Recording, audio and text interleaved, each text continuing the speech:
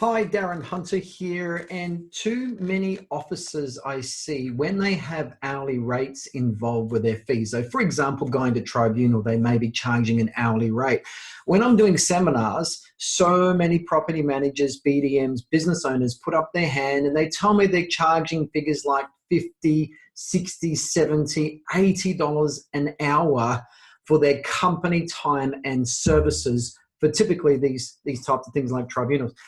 And let's just question that. I mean, for example, let's just compare to other services that work with us in the property management space. So cleaners, how much is your cleaner charging per hour? Depending on where you are, whether you're in the country or the city, the prices are variable, but it could be like $30 to $50 an hour.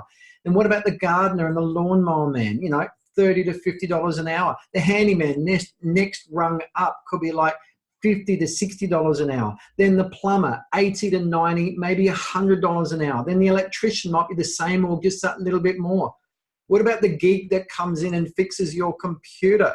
Well, that could be like $140, $160, $200 per hour. Then what does the company accountant or your accountant charge per hour? $200 to $300 per hour. What about the company lawyer? You're looking at $400, $500 per hour plus. So, why do we then, as an industry, so many people have their hourly rates for their company time and services at no better than the cleaner and the lawnmower man? Well, maybe it's because property management has just no liability in it. Maybe there's just no risk. Maybe the real estate value of the assets that we manage on behalf of our clients are really not worth that much at all. I mean, is that why we're charging so little?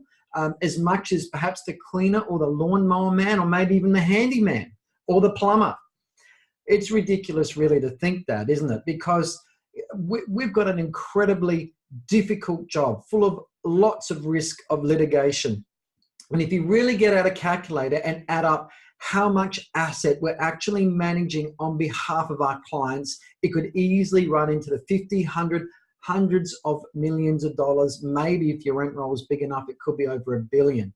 So let's get serious about our hourly rates and have a look at what we should be charging the clients when we're doing hourly rate work or we're setting our fees. So I'm going to leave that up to you, but you're worth a lot more than the electrician, the geek, the handyman, the lawnmower man, okay? But I'm going to leave that one up to you. If you want a hand with your fees and perhaps re-looking at your fees, we can help you to get better and higher fees, not just with your new clients, but with your current clients too. There's also a link here you can have a look at and get some more information about what we do.